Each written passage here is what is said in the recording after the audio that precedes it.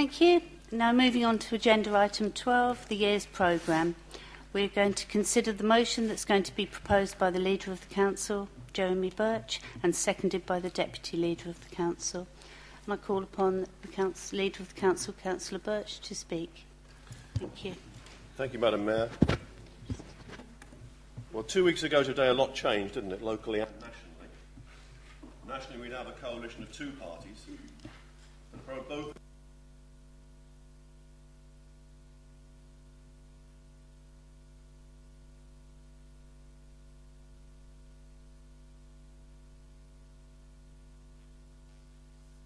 Beg your pardon. Locally, the electors have put in a socialist council that believes in using all the powers, all the resources that government at local level has at its disposal to improve the lives of the majority. I'd like to thank my predecessor clearly for keeping the seat warm for me and to extend my sympathies to him. It's always disappointing if you don't get the result that you wanted, especially if you seem to lose towards the end, but perhaps Charlton Athletic will do better next year. But Labour has a huge advantage when we come into this meeting discussing the programme for the year, because we were the only party that actually had a full manifesto for Hastings Borough Council that we put before the electorate on May the 6th. And not only did we put it before the electorate, we put it on our website, and we invited residents to make comments and suggestions about that manifesto, and we incorporated many of those suggestions into the document that we then presented to the electorate. We listened, we took on board, we genuinely wanted to hear what people had to say about how the council could be run better and differently and improved. And now we intend to put all our energies into honouring the commitments that we made to the voters with that manifesto. So we will rapidly commence the compulsory purchase of Hastings Pier with the intention of passing it to the Hastings Pier and White Rock Trust, providing the feasibility study that they commissioned with resources provided from the previous government convinces us all that their plans are viable, and convinces all of us, including them, because the last thing they would want is to take ownership of a structure if it wasn't viable, if there was no plan that indicated that it was feasible. I attended their AGM to hear what was going on, and I was impressed that they've used that £75,000 allocated to them very wisely in the quality of the structural engineers, the leisure consultants, the finance consultants, the sort of people you would want to provide you with the expert advice to determine whether the project is viable. I also will make sure that when it comes to that process, Hastings Borough Council will pay the legal costs of the compulsory purchase itself.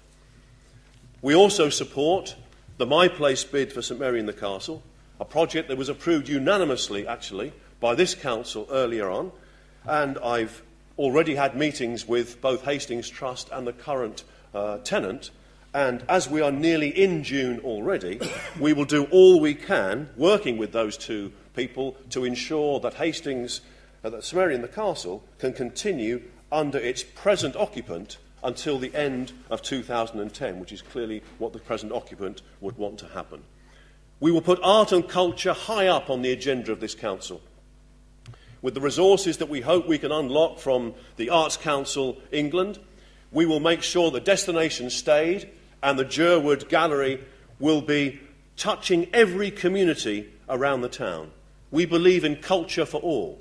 In fact, we believe in quality culture for all. Art and culture should not be merely the provision for those who are interested, those who understand. It should be for everyone. And our task, I believe, is to take this opportunity we have and to take the resources that are being offered to us to make sure everybody in Hastings has a better appreciation of the highest quality of art and culture that can be available. Only on Monday of this week, I opened the House of Hastings. If anybody remembers, it used to sell nails and screws and DIY equipment up on Queen's Road. It's now been reopened, refurbished as an arts centre using the Meanwhile Space project, which is what it says, that if an empty building is available and the landowner doesn't have a use for it, then in the meanwhile you can bring it back into use, using Hastings Borough Council's resources too through its retail vitality grants.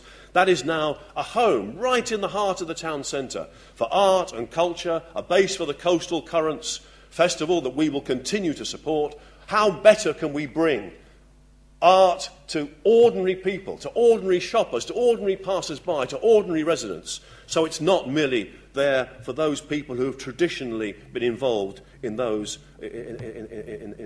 activities.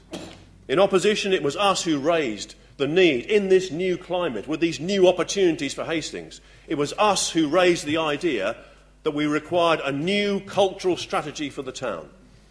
I'm pleased that Councillor Pragnell, I thank him for this, allowed me to participate in the discussions to develop that strategy.